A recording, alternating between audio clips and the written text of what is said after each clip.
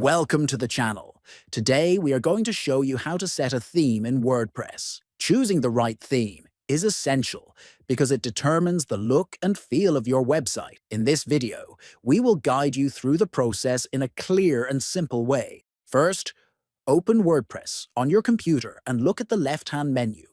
Next, click on Appearance and then select Themes. Then click on View All to see the full list of available themes. At the top, you will notice filters for your plan, such as Free, Personal, or Premium. Choose the filter that matches your plan, so you only see the themes available to you. After that, browse through the collection and find the theme you like. Some themes may give you style options or previews. If prompted, select the style that best fits your website. Finally, once you are satisfied with your choice, click on Activate. Your new theme will now be applied to your WordPress website, and you can begin customizing it further. If you found this video helpful, please subscribe to the channel, like the video, and share it. Thanks for watching.